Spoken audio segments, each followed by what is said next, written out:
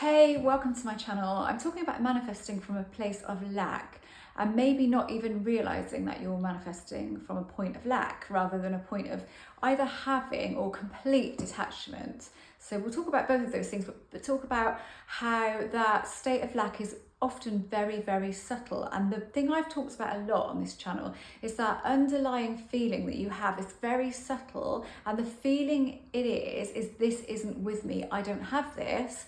But it's not in your face, like you're getting on with your day. It's not like it's overpowering and it's ruining your day or anything like that. It is just there. It's like a niggle. It's a niggle within that says, I don't have this. And that's what you want to look at. And the best way to do that, because detachment is key, really, it really is. And not only is it key, it is the best place to be in life. If you're detached from the outcome to at least sort of 70% degree, that's when it's going to show up. But not only that, you're going to feel so much better and you're going to be living life without it constantly bubbling along inside of you. So don't forget that we can intend absolutely everything. Anything and everything, we can intend it. So use that to your advantage. If you know that you've got this feeling, this might not be the only thing, and we'll talk about more, but I'm just talking about the subtle feeling that most people don't think they are attached, and then they realise that they are when I talk about this. Because I've had this with one particular thing and I didn't realise, and as soon as I realised, I thought, oh my God. And I just sat there one day and noticed it and thought, bloody hell, that's there like all of the time. So I realised you need to look at getting rid of that, but manifesting that, so intending it. And you can say, I don't know however you do it, whatever this is to you, whether it's God, the universe, reality, I don't know, it doesn't matter. You set that intention, or you ask the question of what you want. If you want to do ask and it is given, I mean, if I do that, I'm talking to my subconscious, but I don't really know what I should be talking to. I don't care. And that's the thing not to get hung up on with this. What are you talking to? Who are you addressing? What are you addressing? You don't need to know that, because you'll never know that. So it's pointless even asking the question. You're addressing something that you don't understand, that you have seen work for you in the past. That's all you need to know. So you're just going to say, please make it so that I go for longer and longer periods of time without this, even in my conscious awareness, not even slightly. So it's gone, so it doesn't exist to me in the moment. You can start off by just saying half an hour. If your mind goes, oh, that's not going to happen, just start off with half an hour. Then when you get half an hour, go to an hour. And then every time it happens, you go, that's amazing. I did that. My intention did that. How freeing is that I didn't think about that for a whole hour? It was not in my conscious awareness at all. What you don't do is go, well, why didn't it happen in that time? Because I was completely detached. Because you will have been. Why didn't it happen? Sometimes it will, but sometimes it won't.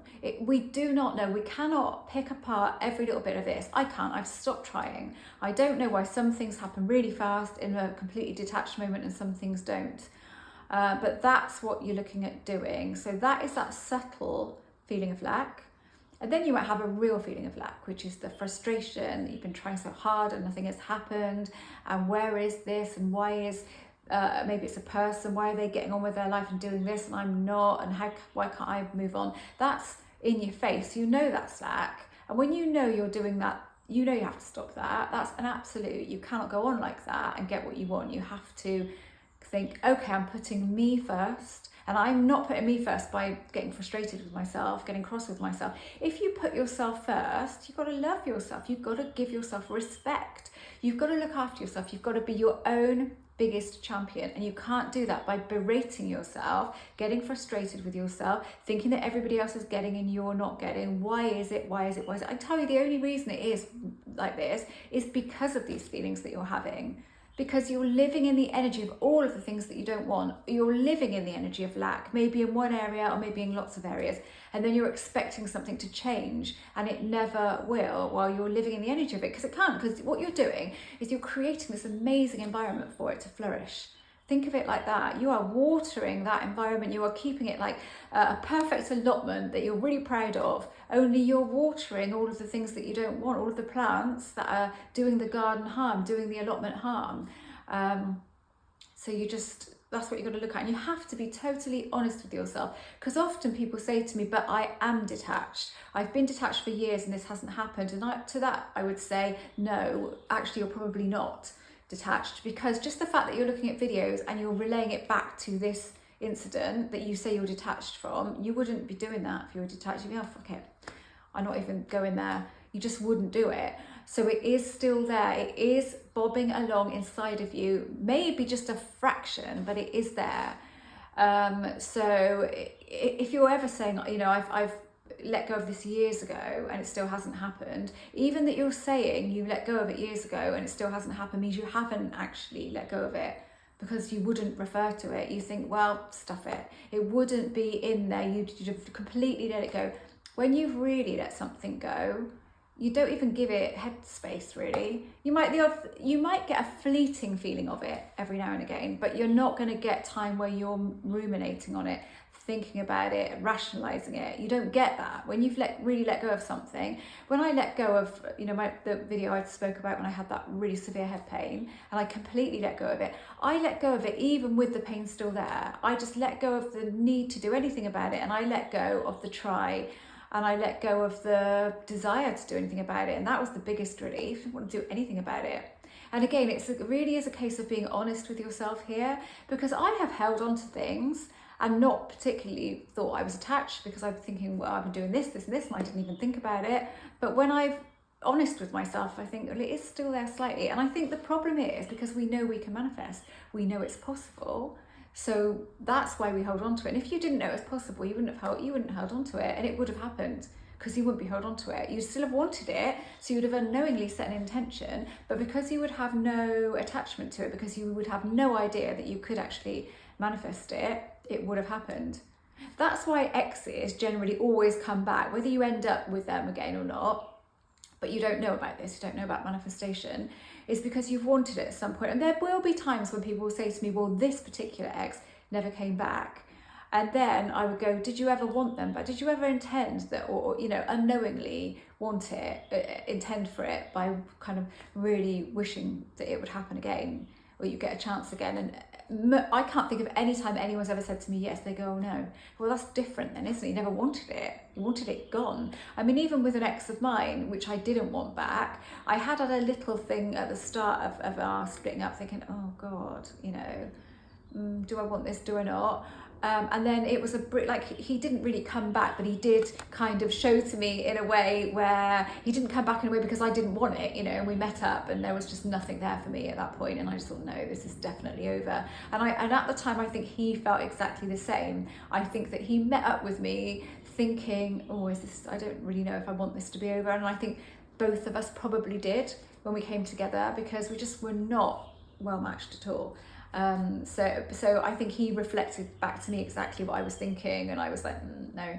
But I never really wanted him back. I kind of just wanted a chance to see if that's really how I felt. I don't really know, but you know, so that even still, he did contact me, we did meet up, it just was nothing there.